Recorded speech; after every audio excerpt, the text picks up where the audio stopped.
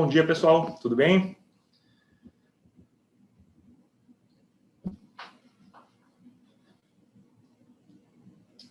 Bom dia, Thiago. Bom dia, Maria Dulce.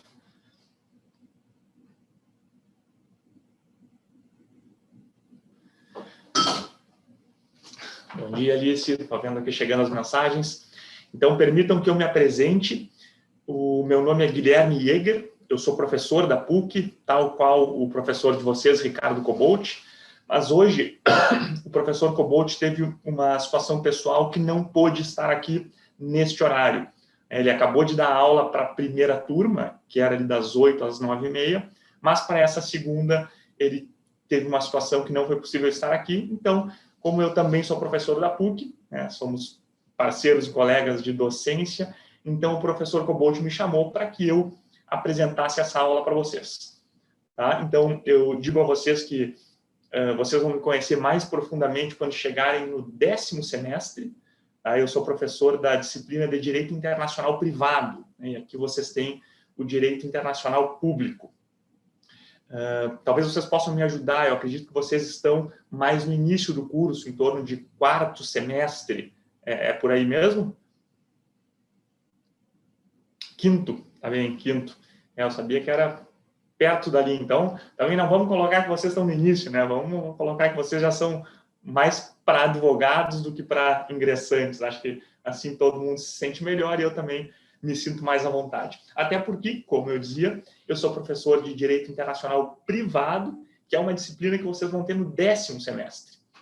Então, antecipo aqui a minha apresentação e a gente vai se encontrar dali a 2 anos e meio, tá? Quando chegar a minha vez. Mas então tá, pessoal, vamos lá. Eu vou dar essa aula para vocês porque antes de ser professor de internacional privado, eu era professor de direito internacional público. Eu não sou como o professor Cobalt, né, mais carequinha, mais cabelos brancos ali. O Cobalt é meu amigo, então tenho essa liberdade de tratar assim com ele. Então não tenho a idade e a experiência que o Cobalt tem. O Cobalt deve dar aula, acho que em torno de 30 anos, se não mais até, né, mas em torno disso. Eu também não sou, vamos dizer assim, um novato na história. Tá? Eu dou aula desde 2002, então são 19 anos de docência, né? E isso acaba nos dando vamos dizer, uma pequena cancha assim, para conseguir bater um papo aqui.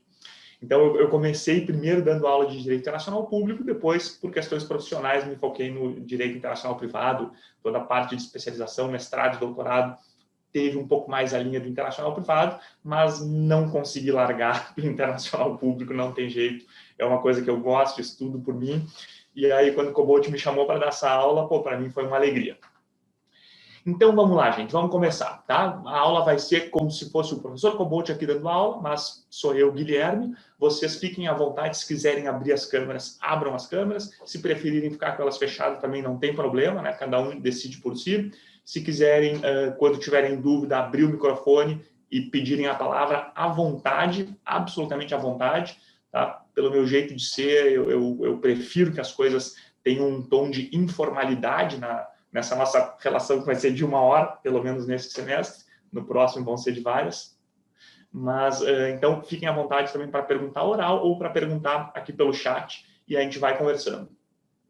Segundo o professor Cobalt me orientou, vocês, né, já tiveram algumas aulas de internacional público e que na aula de hoje, o tema que ele iria apresentar e que caberá a mim é o tema das organizações internacionais. E da parte geral de organizações internacionais, em seguida entraremos na mais importante das organizações internacionais, que é a ONU, né, a Organização das Nações Unidas, United Nations Organization. Tá? Então, vamos entender um pouquinho como é que temos esse contexto das organizações internacionais e como é que chegamos na ONU. Bom, vocês já estudaram a figura do Estado enquanto sujeito principal ou mais antigo das relações internacionais. Assim como na nossa sociedade, eu, Guilherme, vou me relacionar com um Cristiano, um Fernando, um Pedro, e nós temos acima de nós, que somos meramente jurisdicionados, nós temos a figura do Estado, né? num plano superior, não vou dizer melhor, mas só um plano superior em termos de visualização, nós temos um Estado que se relaciona com outro Estado. O Brasil se relaciona com os Estados Unidos, o Brasil se relaciona com a Argentina, o Brasil se relaciona com o Uruguai, né? Os países relacionam-se uns com os outros. E essas relações que esses países mantêm uns com os outros são os já conhecidos de vocês, tratados internacionais. Vou melhorar a expressão. Não é que elas são os tratados internacionais, elas muitas vezes são formalizadas por tratados internacionais. E ali, então, dois países se relacionam uns com os outros, criando obrigações recíprocas, deveres recíprocos, direitos, e assim eles estabelecem formas de lidar. As relações podem ser simplesmente de não agressão, podem ser de assistência mútua, né? Um país vai defender o outro, caso de um sofra algo. Pode ser de comércio, né? Um país vai viabilizar que os produtos produzidos num possam ser exportados para o outro.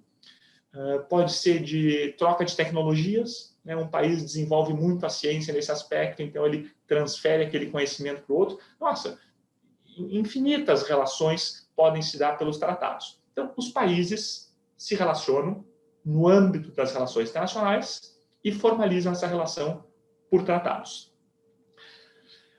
Pois bem, por vezes, as relações que esses países buscam fazer entre si, elas tendem a ser perenes, tendem a ser mais sólidas, tendem a formar um ambiente em que esses países vão discutir entre si, e esse ambiente que acaba sendo formado, por vezes, é o que dá origem a uma organização internacional.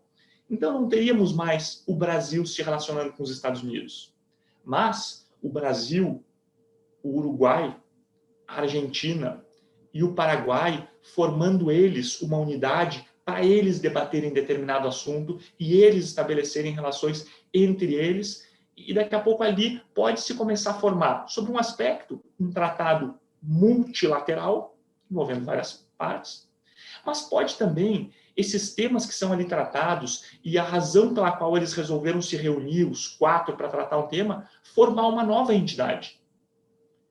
E essa nova entidade é que vai ser uma organização internacional. Vamos de novo pensar no plano local aqui. Quando eu, Guilherme, me reúno com o Cristiano, o Fernando e o Pedro, e nós nos reunimos para combinar o seguinte: vamos montar uma empresa. Nós quatro, que temos as nossas personalidades jurídicas, nos reunimos e montamos uma empresa. E agora essa empresa tem uma personalidade jurídica própria. Ela age em nome próprio. Ela assina um documento.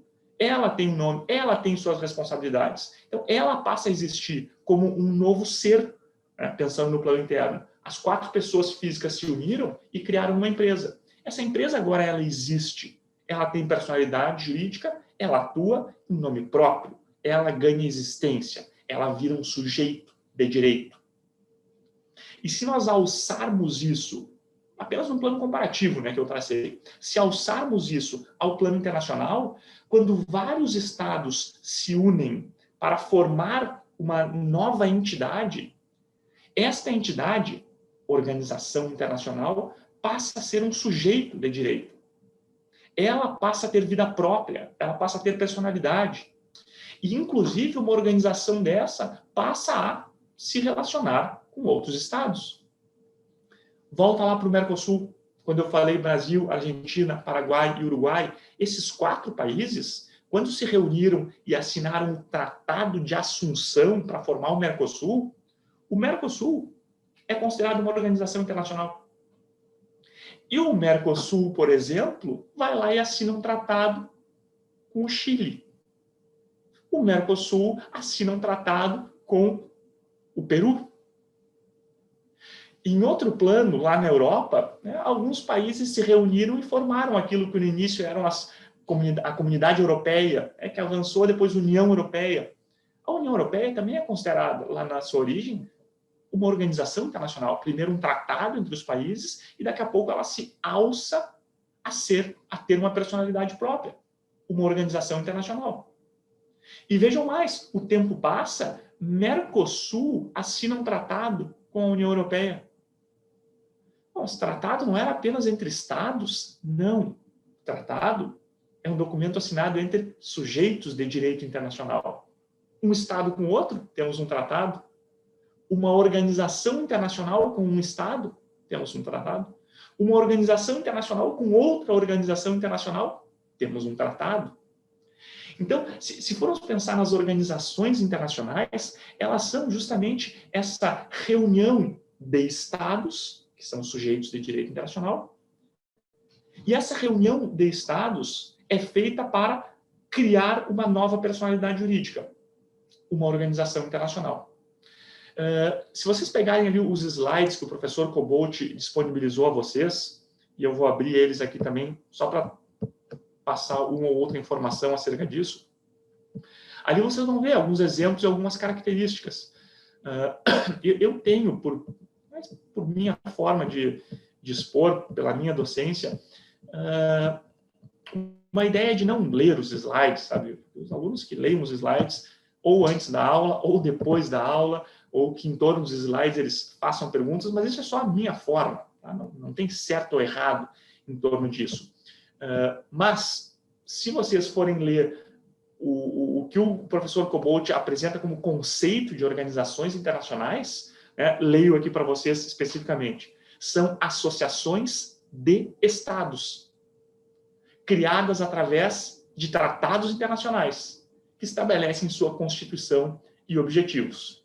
Então, aqui a gente conceitua isso que informalmente eu explicava para vocês. As organizações vão ter a sua natureza, o seu tipo, né? Vão ser organizações abrangentes, vão ser organizações mais restritas, vão ser organizações de aspecto mundial ou de aspecto regional. Nossa, vão ser organizações mais para o lado econômico, mais para o lado de paz. Classificações várias existem em torno das relações das organizações internacionais. Tá? Mas o nosso objetivo aqui não é simplesmente trazer uma classificação que vai ter um espírito meramente acadêmico. Vocês vão poder dizer, sim, existe a regional e existe a mundial. Mais do que conhecer a classificação é que se um dia alguém falar de uma organização internacional regional, a gente já consegue imaginar o que é. E se eu falo para vocês o Mercosul, vocês já notam que ela é uma organização internacional regional, temos um espaço definido aqui. E quando nós falarmos da ONU, vocês já vão perceber que ela é uma organização internacional, né, de âmbito global. Se nós falarmos da OEA, Organização dos Estados Americanos, de novo, a gente já pontua ela como uma regional. E por aí vai. Se nós falarmos da WIPO, W-I-P-O, World Intellectual Property Organization, tá? W-I-P-O, World, né? Mundo, IP, Intellectual Property, propriedade intelectual, e O de Organization. Então, a Organização Mundial da Propriedade Intelectual. Opa, nessa organização já identificamos. É uma formação. Os estados se reuniram, se associaram para uma finalidade. Ela tem espectro mundial, né, world, e ela tem uma finalidade específica, intellectual property. Vai tratar apenas das questões de propriedade intelectual. E isso, então, várias organizações internacionais vão ter a sua abrangência em termos de espaço geográfico, e a sua abrangência ou delimitação em termos de conteúdo, finalidade e objetivo. Então, aqui a gente começa, né, a caminhar em um cenário em que existem organizações internacionais. Por enquanto, tudo em ordem. Alguém tem alguma dúvida? Se quiser fazer algum comentário, por favor. E volta e meia eu dou umas pausas assim, porque eu tomo um pouquinho de água.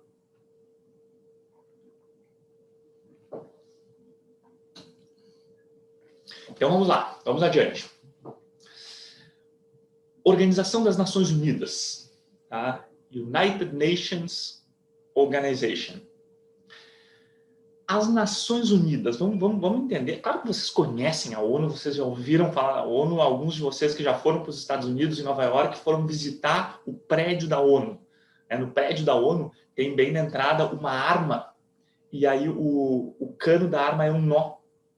É uma escultura de uma arte bem interessante, porque a ONU é uma organização que visa a paz. Por isso tem todo esse aspecto contra a guerra, né? contra a arma, contra a guerra e tal. qual é a origem da ONU? E vocês que saíram da graduação, caso tenham entrado, saíram do colégio, caso tenham entrado na graduação direto, né? Isso aí aconteceu ali há uns 3 anos. Vocês, por estudarem um pouco de história, devem ter visto já em que contexto surgiu a ONU. A ONU é de 1945. Né? O que estava terminando ali em 1945? A guerra. A Segunda Guerra Mundial. A ONU, ela é consequência direta da Segunda Guerra Mundial. Antes da ONU, Organização das Nações Unidas, e vamos nos transportar para a Primeira Guerra Mundial, existia a Liga das Nações. A Liga das Nações era uma organização internacional que havia surgido logo depois da Primeira Guerra Mundial. A primeira, 1914 a 1919. Termina a Primeira Guerra Mundial, surge a Liga das Nações. Uma organização internacional tendente a manter a paz no mundo, a evitar conflitos, tal como tinha sido a Primeira Guerra Mundial. Essa era a Liga das Nações. O tempo passa e aconteceu a Segunda Guerra Mundial. Bom, a Liga das Nações não conseguiu manter o seu objetivo. Né? Alguns livros vão dizer que a Liga das Nações fracassou. Talvez tenha fracassado, talvez ela tenha ido bem durante um período e no final, não. A tecnologia acaba recebendo um pouco de ideologia junto, né? Então a gente tem que cuidar com isso. Mas o fato é que a Liga das Nações, que existiu para manter a paz durante o período entre a Primeira Guerra e a Segunda, acabou que ela não mais foi vista como uma organização apta a manter a paz, tanto é que tinha acontecido a Segunda Guerra Mundial e ela estava acontecendo. Ao final da Segunda Guerra Mundial é que nasce a ONU, como consequência do término da guerra. Tentem lembrar da história da Segunda Guerra, da história mundial. Nós tínhamos as nações aliadas, né? Reino Unido, Estados Unidos e França, as nações aliadas. E, do outro lado, o que a história chamou do eixo nazi-fascista, né? Ou só o eixo, que era Alemanha, Itália e Japão. Alemanha, Itália e Japão. Isso ali formava, vamos dizer, o núcleo duro da guerra. Alemanha, Itália e Japão de um lado e Reino Unido, Estados Unidos e França do outro. Tudo claro. A gente conhece a história, a Alemanha vindo, né? Então os de cá se defendem, Reino Unido tem ligação com os Estados Unidos entra na guerra também, até o Brasil entra na guerra, mas vamos ficar pelos mais importantes, sem querer diminuir o nosso país. Mas então tínhamos ali as nações que formavam o eixo, Japão, Itália e Alemanha, e as nações aliadas. Nos livros de história em inglês, as Allied Nations, nações aliadas, Allied Nations, que rapidinho se transformou para as Nações Unidas, United Nations. Os aliados ou os unidos, né, a terminologia está próxima. Não é à toa isso. Não é à toa que a ONU, as United Nations, são formadas por aquela base da guerra, as Allied Nations, as nações aliadas. Pensando um pouquinho ainda lá no fim da guerra, né, a Alemanha, que vinha combatendo França e Reino Unido, daqui a pouco recebeu os Estados Unidos na outra ponta. E aí, então, os Estados Unidos formavam o bloco junto com Reino Unido e França. De outro lado, indo para cima, a Alemanha encontrava lá a União Soviética, né? Hoje Rússia, mas a União Soviética, que foi uma que atuou também. E lá no Oriente, se de um lado tinha o Japão, junto com o eixo, a China, né, se posicionava ao lado das nações aliadas. Aí depois a gente conhece, vocês devem ter visto o filme do ataque de Pearl Harbor, em que o Japão, né, ataca os Estados Unidos e depois os Estados Unidos vêm com toda a fúria avassaladora para cima do Japão e acontecem as duas bombas e quando vem ali Hiroshima e Nagasaki, ninguém quer receber outra daquelas. Então, vamos parar para pensar. Então, isso acontecia no Japão, então a China estava ali também como um parceiro já dos aliados, porque não também aderia, né, ao eixo. Nesse contexto, né, Alemanha perdendo a guerra, Japão perdendo a guerra, Itália perdendo a guerra, ficam Estados Unidos, Reino Unido e França. coloca nesse bloco aí também União Soviética e a China. Quem são esses 5? Quem são esses 5 países que a gente consegue dizer que são os 5, pelo menos os 3 vencedores da guerra, mais os 2 que também não comprometeram e deram alguma força? Esses 5 países são hoje os mais importantes em termos de manutenção da paz no mundo. E por quê? Porque esses 5 países compõem algo que eu já vou falar para vocês, que são os membros permanentes do Conselho de Segurança da ONU. Então, as coisas têm uma lógica, a história nos ajuda a entender. Tá? Então, vamos lá, estamos terminando a Segunda Guerra Mundial, o mundo acaba de sofrer as maiores barbáries que se viu, mortes para tudo que é lado, mundo destruído, e era preciso reorganizar a casa ao mundo. E como é que se definiu a reorganização do mundo? Com 3 grandes órgãos. Um que venha para manter a paz. Uma organização que sirva para manter a paz. Ali nascia a ONU, 1945, pela Conferência de São Francisco. Uma outra entidade que seja capaz de financiar a reconstrução da Europa. Porque a Europa estava destruída, a Europa é um baita mercado consumidor, não tinha como deixar isso, né? Tira a Europa do mundo, tira a Europa do mapa do consumo das relações, não dá. Então, um banco que vai resolver isso. O Banco Mundial surgiu nessa época também. E uma outra organização que vai ajudar a retomar o comércio e o fluxo de capitais e de mercadorias, a Organização Mundial do Comércio. Essa só surgiu mesmo lá em 94, mas a base dela foi o GATT, General Agreement on Trades and Tariff, Acordo Geral de Tarifas de Comércio.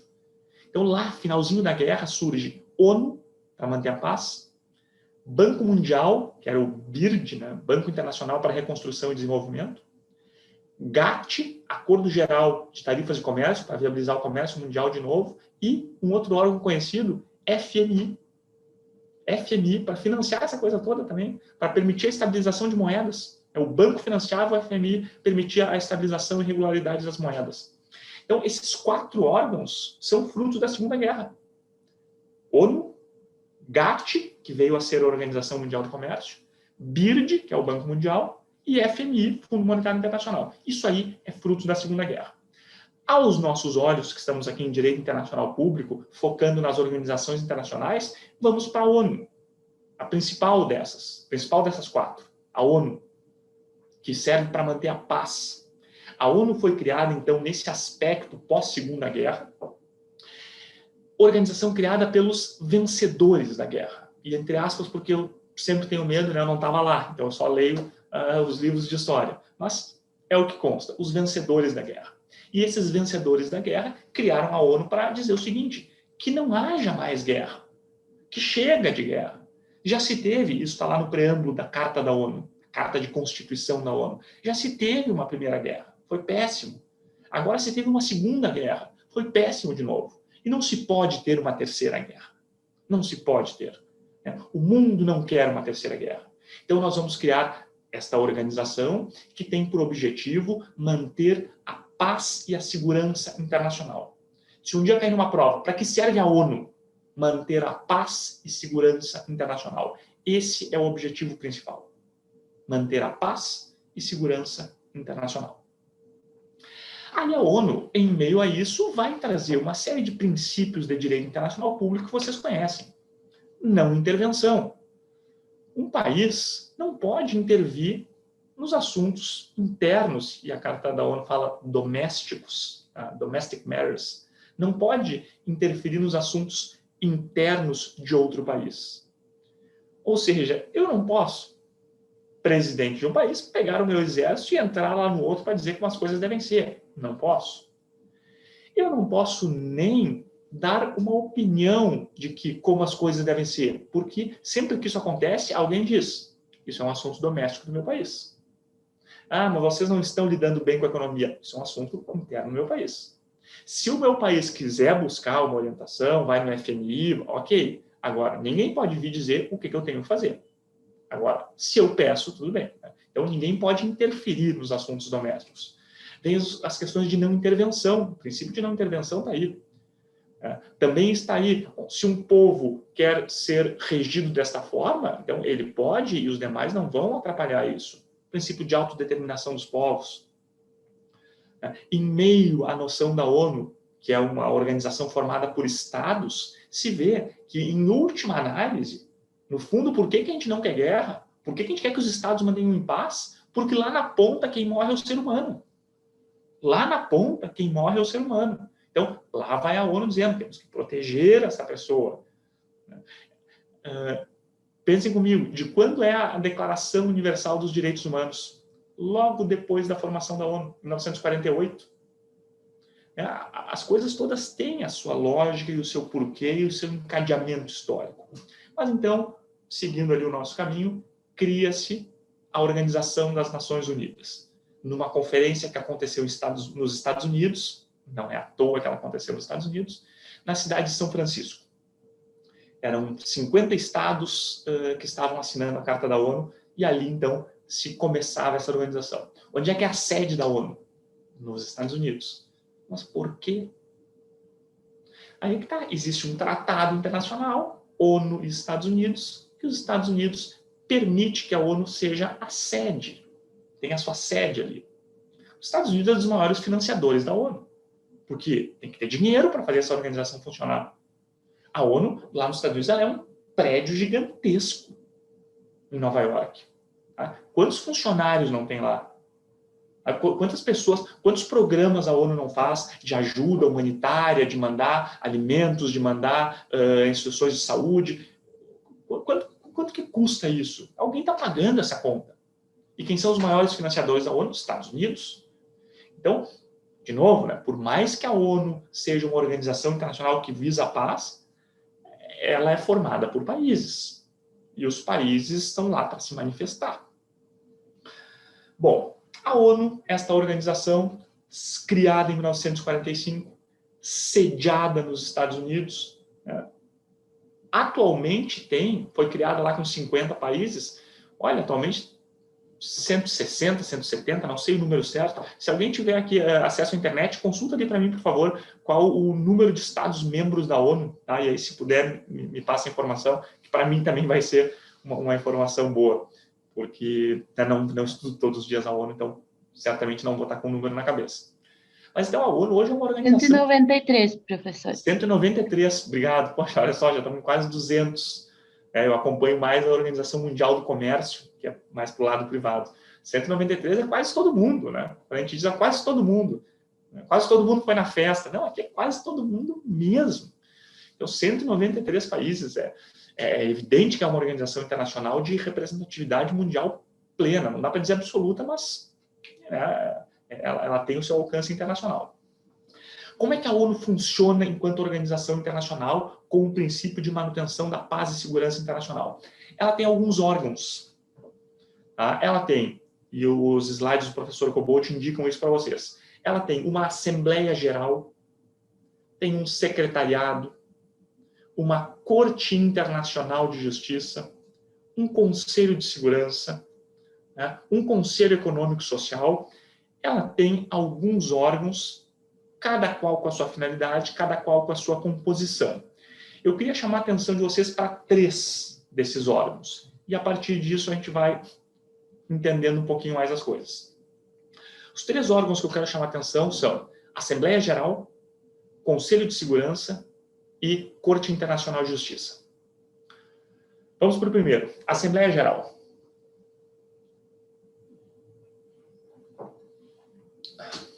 Assembleia Geral é o órgão da ONU, é o órgão democrático da ONU.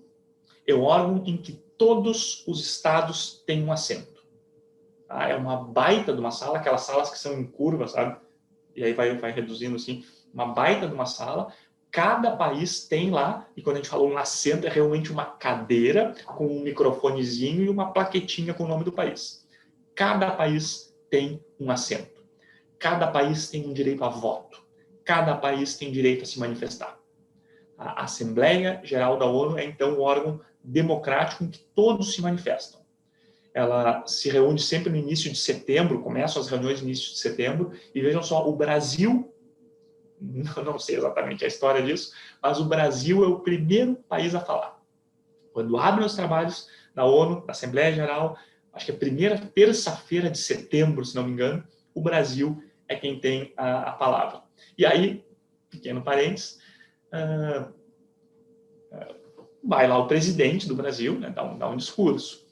E aí um negócio bacana, não vou dizer sem nada partidário, tá, mas uma coisa bacana. Quando o presidente do Brasil era o Fernando Henrique Cardoso, o FHC, né, um sociólogo, um estudioso com cursos em tudo que é lugar do mundo, né, ele foi lá e deu o discurso dele em inglês, com inglês fluente, sem ler nem nada.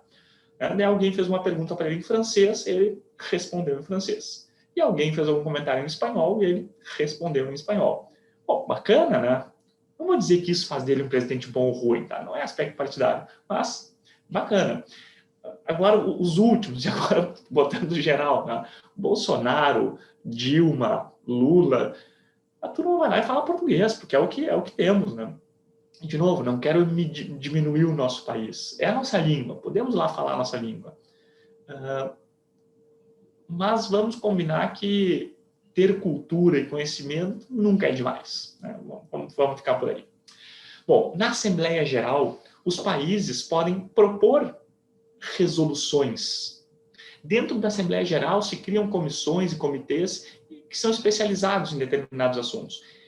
E esses comitês e comissões podem propor resoluções. Sabe a Declaração Universal dos Direitos Humanos? Ela é uma resolução da Assembleia Geral. Então, um comitê, uma comissão de direitos humanos, propôs uma redação e submeteu à Assembleia Geral da ONU. Olha, esse é um texto que representa aquilo que a ONU entende como sendo correto em termos de direitos humanos. E aí, então, submete à votação. E a Assembleia Geral aprova. Pô, vejam a importância de um documento desses. Olha, não estou querendo dizer que todos os países do mundo têm que seguir, mas assim, ó, isso aqui, esse rol de direitos, a ONU, que é a entidade que mais representa o mundo, não vou dizer que representa cada um, mas que representa o mundo em geral, acha isso certo.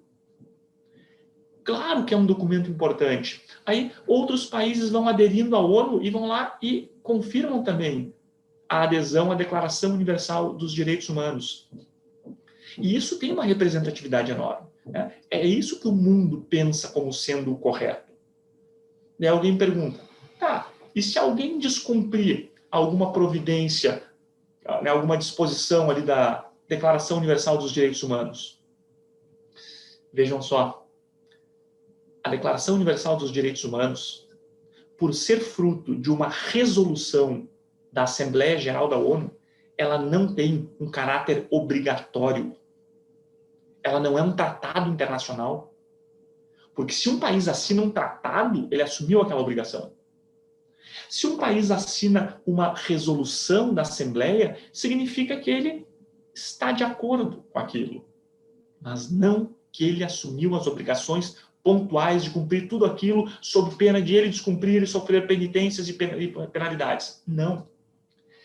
A resolução da Assembleia Geral aponta uma compreensão que os países têm acerca desse assunto.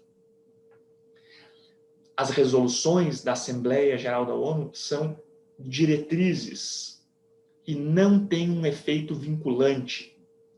É claro que ela tem uma força muito maior para quem assinou, mas ela não tem um efeito obrigatório para quem não assinou. Não tem efeito obrigatório para ninguém. Para quem assinou um pouco mais, né? Porque a pessoa manifestou que está de acordo. Agora, não se pode dizer, olha aqui, Declaração Universal dos Direitos Humanos, aprovada pela Assembleia Geral da ONU, os países têm que cumprir. Não. Um país vai dizer, eu não assinei, eu não concordo, mas é a ONU. Não importa que é a ONU. Assembleia Geral, não importa que é a Assembleia Geral. O documento da Assembleia Geral da ONU não tem força obrigatória impositiva ao mundo. A ONU não manda no mundo. A ONU não está acima do mundo. A ONU não está acima dos países. A ONU é formada pelos países. Então, o fato de um país fazer parte da ONU não significa que ele é obrigado a seguir todas as resoluções, e vão se dizer as resoluções da ONU, quando no fundo são as resoluções da Assembleia Geral da ONU. Tá? Não tem essa força obrigatória. Não é porque a ONU aprovou que é obrigado ao mundo. Não tem força obrigatória. Agora, vamos sair da Assembleia Geral, que é esse órgão democrático, que todos participam e tal, que gera as resoluções, e repito, com muita importância, muitos documentos fundamentais foram produzidos na Assembleia Geral, desses documentos fundamentais como a Declaração Universal dos Direitos Humanos e outras trocentas, acabam servindo de indicativo aos países, acabam servindo de indicativo a que os países legislem internamente para fazer leis que contemplem aqueles princípios. Então, tem uma importância brutal. Né? Caso algum país descumpra, eu não era obrigado, tudo bem, mas é isso que o mundo pensa. E tu estás na contramão. Mas eu não sou obrigado. Ok, mas em termos de pressão internacional, em termos de posição diplomática, nossa, tudo isso aí é muito importante. Então, a Assembleia Geral é muito importante. Não é porque o professor Guilherme disse que não é obrigatório para todos que ninguém vai dar bola para a Assembleia. Não, é muito importante mesmo. Agora, vamos sair da Assembleia Geral da ONU, esse órgão democrático em que todos participam, e irmos para o Conselho de Segurança da ONU. Agora a coisa fica mais séria. Ainda mais séria. Conselho de Segurança. Se alguém na ONU, quando a gente fala qual é o objetivo geral da ONU? Manter a paz e segurança internacional. Quem na ONU faz isso? Conselho de Segurança. O Conselho de Segurança é o órgão dentro da ONU responsável por manter a paz e segurança internacional. Como é que esse órgão age? Esse órgão se reúne a partir de seus membros e tomam decisões. Quem são os membros do Conselho de Segurança da ONU? 15 países.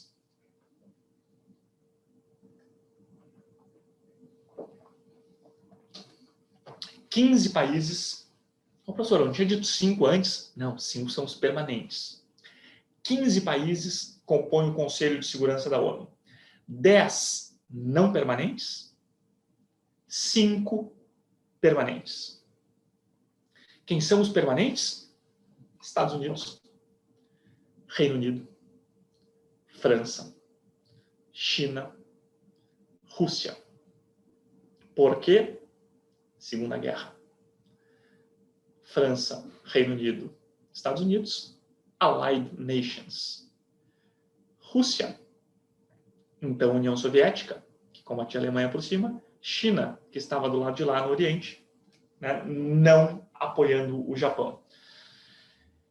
Quando nós pensamos nesses 5 países como sendo os membros permanentes do Conselho de Segurança da ONU, a gente aponta para eles e diz, esses são os mais importantes. E por que eles são os mais importantes?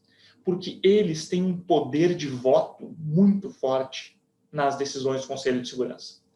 5 permanentes e os outros 10 não permanentes. Então, ocorrem eleições e, de tempo em tempo, eles vão sendo substituídos. Tá? Esses não permanentes também votam, claro que também votam, mas a grande diferença é que, para a tomada de decisão, eu preciso dos 5 votos dos permanentes. Isso aqui eu preciso certo. Tá, e os outros? Não, realmente, também preciso de outros. Mas esses 5, certo. Esses 5, qualquer deles tem o poder de veto. Então, eu posso ter 14 membros do Conselho de Segurança da ONU dizendo o seguinte, olha, está tendo uma guerra terrível, uma guerra civil terrível ali na região da África. Um país está se confrontando com ele mesmo por 2 etnias, e essas 2 etnias estão querendo se confrontar com o vizinho de cá, e esses 2 aqui estão sendo atacados pelo de cima. Gente, está sendo uma guerra de 3, 4 países ao mesmo tempo. E 3, 4 países ao mesmo tempo, esses países daqui a pouco um é aliado do outro, o outro é aliado do outro, e vai vir mais gente para essa guerra. A paz e segurança internacional estão ameaçadas. É hora de a ONU agir. É hora de a ONU manter o seu objetivo de paz e segurança internacional. E aí, então, o Conselho de Segurança da ONU se reúne e propõe uma resolução. Né? O que nós vamos fazer? E aí vem as resoluções. Olha, primeiramente, o Conselho de Segurança vai se manifestar no sentido de que o que está ocorrendo nessa região é algo que ameaça a paz e segurança internacional e que os países devem se abster de tomar quaisquer medidas armadas. Ok, resolução aprovada pelos 15 membros do Conselho de Segurança.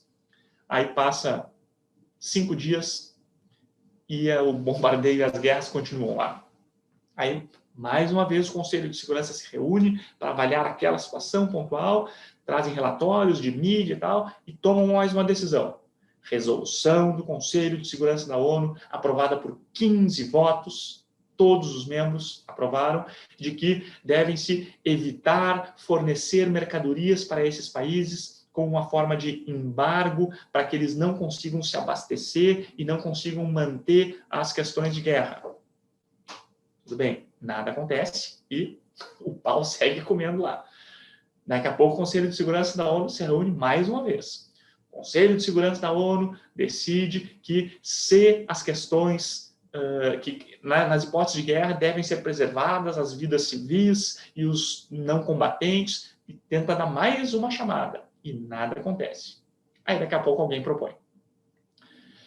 É hora de o Conselho de Segurança, atenção, autorizar uma intervenção armada. Sim, o Conselho de Segurança pode autorizar uma intervenção armada. O Conselho de Segurança pode convocar os exércitos dos países, que acaba sendo os que têm exércitos aptos a isso e que querem mostrar ao mundo que tem exército.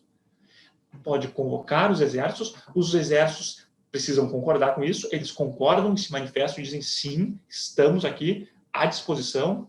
São os capacetes azuis, né? São os UN, capacetes azuis, são os da ONU. Então, o Conselho de Segurança entende que deve ter uma intervenção armada. Os países devem trazer as suas bases militares, todos os seus comandos para coordenar essa intervenção. E aí, diz o seguinte, não. Se que disse não é membro permanente do Conselho de Segurança da ONU, ele veta.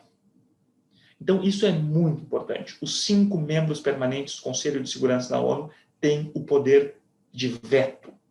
E, com isso, o Conselho de Segurança não pode agir porque a resolução não foi aprovada. Poxa, mas 14-1 e não foi aprovada? Não foi aprovada.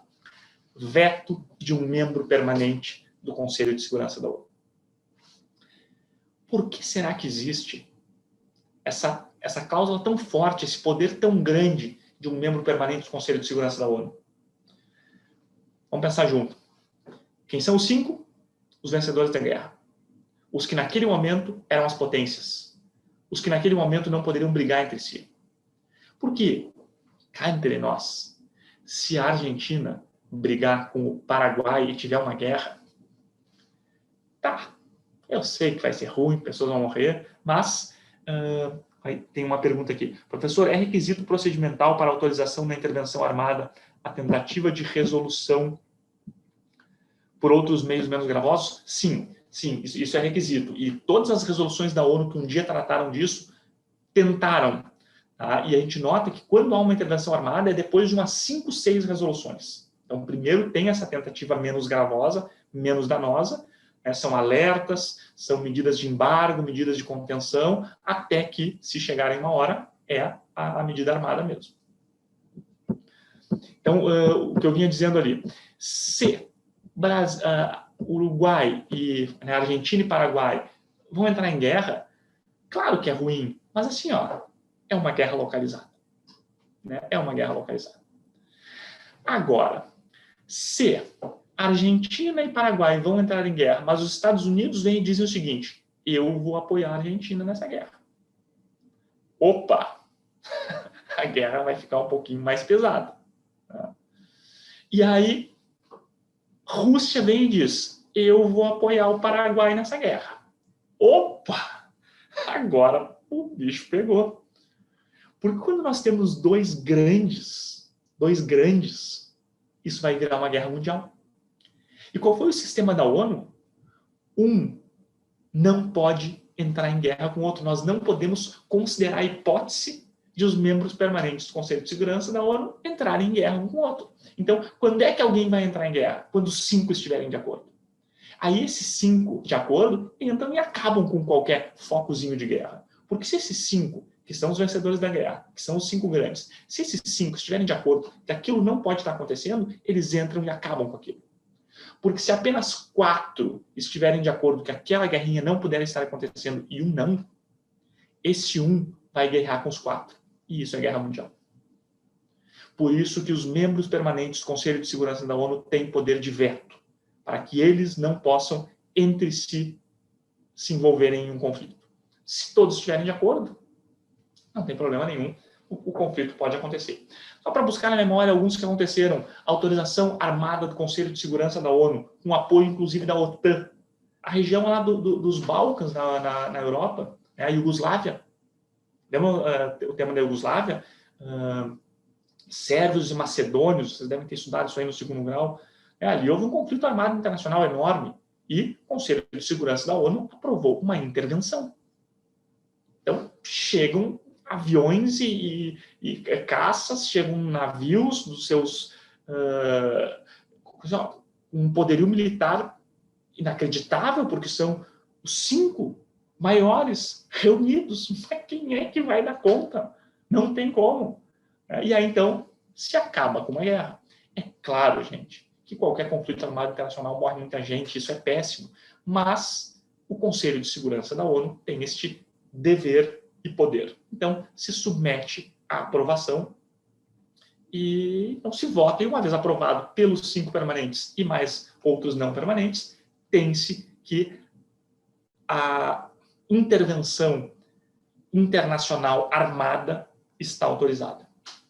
Vamos pegar um exemplo aqui em que o Conselho de Segurança da ONU não autorizou. E é um exemplo mais recente, e acredito que vocês vão lembrar por leituras. Iraque. Iraque tinha um ditador que era o Saddam Hussein. E esse ditador, Saddam Hussein, muito no passado, havia sido inclusive treinado e militarizado pelos Estados Unidos, porque o Iraque era um ponto de apoio dos Estados Unidos no Oriente Médio. E o Irã era um ponto de apoio da, então, União Soviética. Então, durante anos, houve a guerra Irã-Iraque. O que era a guerra Irã-Iraque? Estados Unidos e União Soviética. Só que eles não entravam em guerra. Era Irã e Iraque. Então, vamos fazer uma intervenção para terminar aquela guerra. União Soviética diria não, Estados Unidos diria não. Temos 2 poderes de veto, não vai ter intervenção armada. Eles que ficam se guerreando ali, porque não vai ter intervenção internacional, já que há veto do Conselho de Segurança da ONU. Então, segue o Irã, segue o Iraque, os 2 vão ficar guerreando, mas vai ser uma guerra localizada, ainda que cada um armado e apoiado por um grande. Mas aquela guerra vai ser localizada, não é possível intervenção armada. Bom, Iraque, depois de anos, tá? Não tem mais Irã-Iraque, já não tem mais União Soviética, já temos apenas Rússia, né? Não existe mais a Guerra Fria, que era um impacto, uma consequência disso. Então, vamos lá, Iraque armado, com um exército forte, né? Aliás, armado pelos Estados Unidos, é claro que ia ser forte, e dominando uma boa parte da questão de petróleo. Discussões de petróleo em andamento. Variação do preço do barril. Iraque invade o Kuwait, que é um paísinho do lado, e toma conta de uma boa parte dos poços de petróleo. Então, acontecendo um movimento de petróleo no Oriente Médio, né, o mundo, opa, o que está se passando por aqui? Mas, eventualmente, pode ser um assunto interno, né, não há invasão em domestic matters, então a coisa vai sendo administrada. Num certo momento, Estados Unidos entende, por razões que a doutrina variam, que a doutrina faz variar, Estados Unidos entendem que lá no Iraque, aquele ditador, Saddam Hussein, está desenvolvendo armas de destruição em massa. Armas que são utilizadas para fins de terrorismo. Armas que não podem, sob hipótese alguma, serem disseminadas nas relações internacionais. Aquelas armas que, por exemplo, um vírus faz um vírus mortal e solta no centro de Nova York, no centro de São Paulo, no centro de Londres, a gente mata todo mundo. Não pode ter armas químicas. As armas atômicas, qualquer enriquecimento de urânio, a ONU tem que saber o que está acontecendo, qual é a finalidade daquela produção. Não pode um país simplesmente fazer um enriquecimento de urânio com um objetivo militarizado. Não pode, existem regras para isso. Mas os Estados Unidos diziam, lá no Iraque, estão produzindo armas de destruição em massa. E isto é uma ameaça à paz internacional. E os Estados Unidos levou para o Conselho de Segurança. Conselho de Segurança da ONU. Vocês, nós, que temos como dever manter a paz e segurança internacional, olha só, temos aqui elementos que lá no Iraque estão produzindo armas de destruição em massa. E quem está produzindo? Um ditador iraquiano que, pela sua forma sanguinária, devastadora e opressora do seu povo, e absolutamente contrário aos anseios capitalistas, pode sim implementar essa ameaça aplicando essas armas, jogando essas bombas nos países ocidentais. Temos que fazer alguma coisa. Nós, sociedade internacional, representada pela ONU, na pessoa do Conselho de Segurança. E aí, então, o Conselho de Segurança foi analisar e decidiu, primeiro vamos notificar o Iraque para que se manifeste sobre essas informações. Aí o Iraque diz que não está produzindo nada disso. Os Estados Unidos vêm e trazem provas, mas olha aqui, eles estão fazendo, estão mentindo. Vamos mandar observadores da ONU para o Iraque para tentar. O Iraque diz, não autorizo. Questões internas do meu país, não vou autorizar observadores internacionais. Opa! Então vamos notificar o Iraque para isso, uma nova resolução, pedindo que o Iraque pare, não sei o quê, e permita que observadores, pelo menos, tenham conhecimento. Não, o Iraque não permite.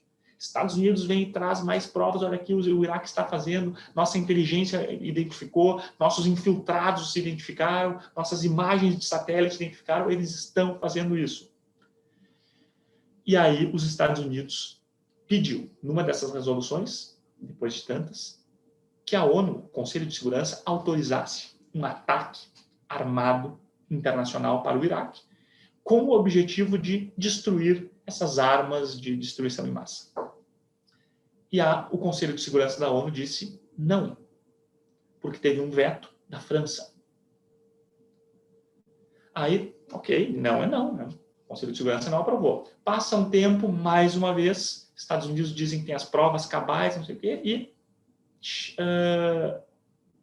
Rússia também disse não. Até pode ser, mas assim, não tem elementos concretos para isso. Então, não.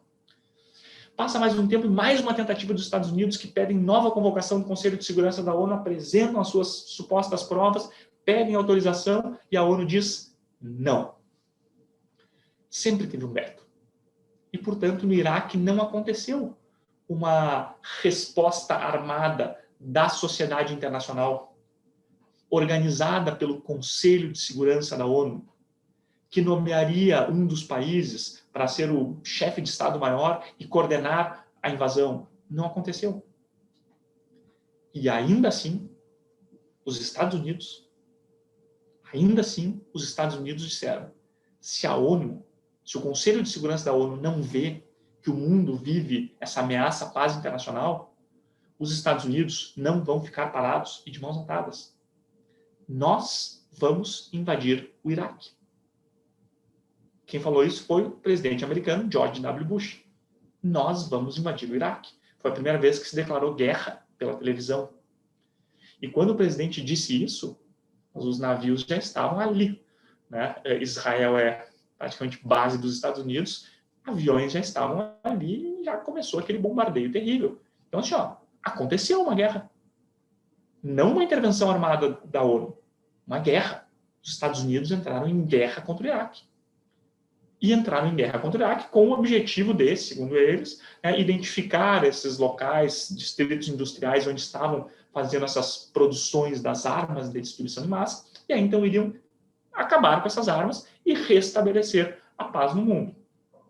Por que o negócio não deu certo? Porque não encontraram as armas. E vocês certamente já viram filmes que contam a história da guerra do Iraque, que o exército americano entra no Iraque e eles ficam procurando as armas de destruição em massa e não encontram as tais das armas. Era os Estados Unidos tentando buscar uma legitimação posterior ao seu ataque. E não conseguiu. E aí foi em meio a essa lambança, desculpa dizer assim, de um país invadir o outro ao argumento de que havia uma ameaça à paz internacional, mas chega lá e não encontra a ameaça, porque não encontram as armas. Foi em meio a isso que os Estados Unidos acabou convertendo um pouco as razões da sua invasão para dizer o seguinte, não encontramos, mas ainda não encontramos as armas. E por isso que os Estados Unidos ficaram tanto tempo lá no Iraque, porque ainda não encontraram. Só que quando ainda não foi encontrado, talvez é porque não exista, né? Mas ainda não encontraram e ainda não encontraram, mas encontramos aqui no Iraque um país devastado, um povo humilhado, direitos humanos desrespeitados. No fundo, isso aqui é uma intervenção humanitária. Para com isso. Intervenção humanitária. Desde quando os Estados Unidos estão preocupados em salvar a humanidade que está lá no Oriente Médio, né? Que está lá no Congo? Por que os Estados Unidos não fazem uma intervenção humanitária no Congo? Tem trocentas pessoas morrendo. Por que não faz uma intervenção humanitária em Ruanda, quando estavam trocentas pessoas sendo dizimadas? Não, faz intervenção humanitária no Iraque, que é onde tem petróleo. Né? Aí contar a história para boi dormir, é o que diriam na Sturgeon. Bom, então aí os Estados Unidos disseram isso. Claro que não colou. Tá, mas então assim, os Estados Unidos invadiram um país. Isso é uma guerra. Então temos que convocar o Conselho de Segurança para impedir que um país pratique um ato desses, de invadir o outro, de guerrear o outro. Né? Então experimenta, convoca o Conselho de Segurança para ver se o Conselho de Segurança vai aprovar. É evidente que não. Justamente porque é os Estados Unidos que ele vai dizer, em meu lugar, não. E que alguém vai dizer, sim, vamos lá combater os Estados Unidos e defender o Iraque. Não, sabe? Então, embora o Conselho de Segurança da ONU tenha a sua lógica e a ONU seja muito importante nesse objetivo de manutenção da paz, não se pode ignorar que existem interesses econômicos e interesses políticos. O que os Estados Unidos estavam fazendo no Iraque? Estavam querendo dominar poços de petróleo para regular o preço do barril do petróleo no mercado internacional. E quem mais estavam querendo? Estavam querendo mostrar ao mundo que tinha o maior exército. Como é que se impõe vontade? Mostrando que é forte. Isso é poder de dissuasão. Né? Sai na noite com um brutamontes de 3 metros armado até os dentes. Pergunta se alguém vai incomodar ele. Não vai, porque toda aquela força, aquela arma, representa um poder de dissuasão. Ninguém vai lá incomodar ele para talvez ter uma briga. O simples fato de ele ser daquele tamanho, a pessoa já não vai. O simples fato de ele estar armado, a pessoa não vai. E como é que se demonstra um poder de dissuasão nas relações internacionais? Mostra um exército. Mostra o tamanho do poderio. Né? E aí isso é o poder de dissuasão. Então, assim se mostra. Aí coloca junto nessa conta, tá? Mas por quê? Porque tem uma indústria armamentista que produz armas. Quando uma indústria produz armas e ela está precisando produzir armas, está girando economia. Gente, tem tanta coisa que acontece que certamente nem me passa pela cabeça todos os interesses que possam existir por trás. Mas o que a gente não pode ignorar é que existem interesses além daquilo que nós vamos ler nos artigos da Carta da ONU. Eu convido vocês a lerem ali os trechos, se não me engano, o capítulo 7 da Carta da ONU, que vai falar quais são os poderes do Conselho de Segurança, como ele age, e vocês vão ver uma série de artigos que vão dizer que chega um momento que o Conselho de Segurança submete a decisão, né, se tiver os votos, se não tiver veto de um dos 5 permanentes, a resolução é aprovada e aí vai ter invasão, e aí vai ter briga, né, para manter a paz e segurança internacional. Então, dê uma lida nas questões do Conselho de Segurança, vai ser interessante. E aqui, indo para o terceiro órgão, que é um que eu acho também bastante importante, eu queria dar uma palavrinha, e aí mais 5 minutos aqui a gente já termina. O outro é a Corte Internacional de Justiça, que é um órgão judiciário. É o órgão judiciário da ONU. Mas cuidado, porque a Corte Internacional de Justiça, esse órgão judiciário, ele julga os estados, né, julga aqueles que fazem parte da ONU. Então, a Corte Internacional de Justiça não vai julgar o Guilherme, não vai julgar o Bolsonaro, nem vai julgar o Bashar al-Assad, aquele que eu não sei nem dizer o nome do sírio, que vai ser reeleito agora pelo 4º mandato, né, fraudando as eleições, todos os mandatos dele. A Corte Internacional de Justiça não julga pessoas, ela julga estados. Tá? E que estados ela julga? Os estados que se submetem à jurisdição da Corte. Vejam que um país pode dizer que ele não se submete à jurisdição da Corte. E aí a Corte Internacional de Justiça não pode julgar ele. É claro que os países, vamos dizer, mais pacíficos se submetem à jurisdição da Corte. Vários tratados internacionais já dizem que se houver uma disputa, sabe que nem cláusula de eleição de foro de um contrato, qualquer disputa vai ser em São Paulo, vai ser em Porto Alegre, existe isso nos tratados internacionais, que qualquer situação que envolva o descumprimento desse tratado, as partes se submetem à jurisdição da Corte Internacional de Justiça. Então, já fica ali estabelecido. Porque os países podem ter discussões de fronteira, podem ter discussões de que, olha, estou fazendo uma coisa no meu país. Mas isso que você está fazendo no teu país está gerando uma poluição que está indo para o rio. E o rio, ele corre e chega no meu país. Então, assim, tu está me causando um dano. Mas é essa empresa? A empresa? Não. Este país está causando um dano a este país. E esse dano, inclusive, tem um impacto ambiental. Então, se a relação entre esses dois países está formalizada por um tratado e esse tratado aponta a Corte Internacional de Justiça como órgão julgador de uma controvérsia daí decorrente, sim, a Corte pode julgar. A Corte tanto pode julgar, e esse é o poder jurisdicional dela, como a Corte também pode dar pareceres, e ela tem esse poder consultivo. Tá? Os slides do Cobalt vão explicar essas duas linhas de atuação da Corte.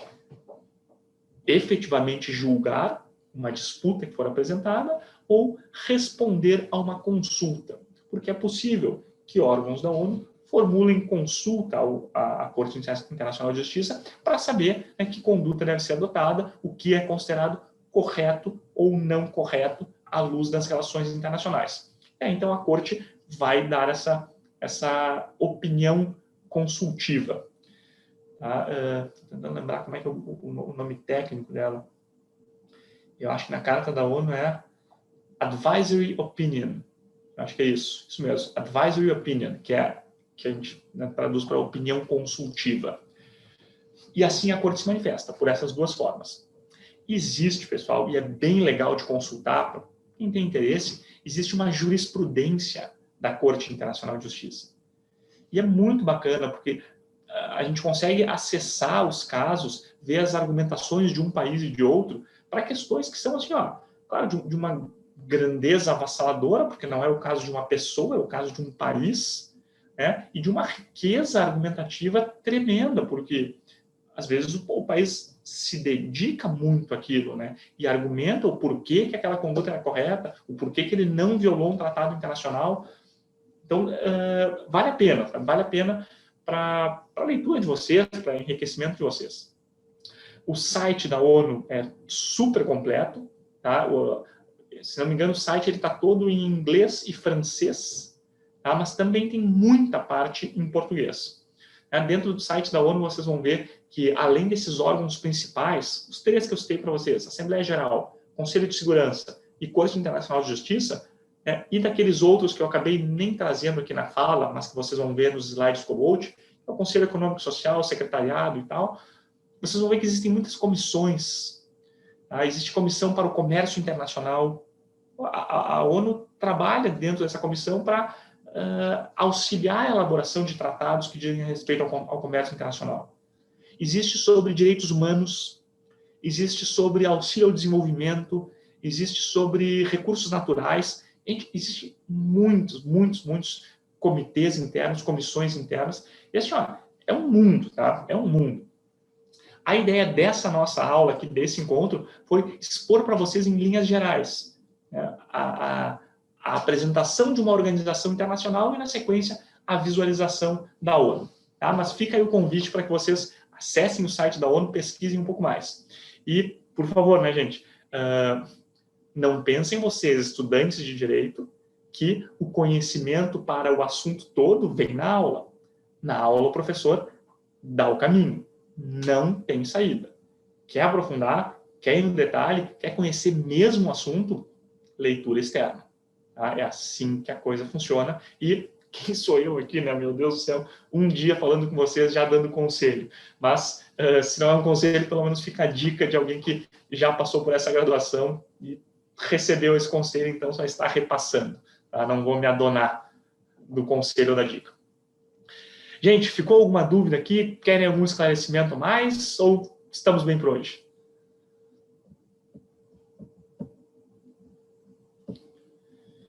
Certo, professor. Tudo ok? Então tá bom, gente. Agradeço a presença de vocês. Tá? Obrigado, Thiago. Valeu. Agradeço aqui a presença de vocês. Sei que vocês são muitos, mas a aula está gravada. Outros tantos poderão assistir em outro momento. E espero encontrar vocês lá no 10º semestre, quando vocês forem fazer Direito Internacional Privado. Tá bom? Grande prazer. Um abraço para vocês. Tenham um bom resto de semana.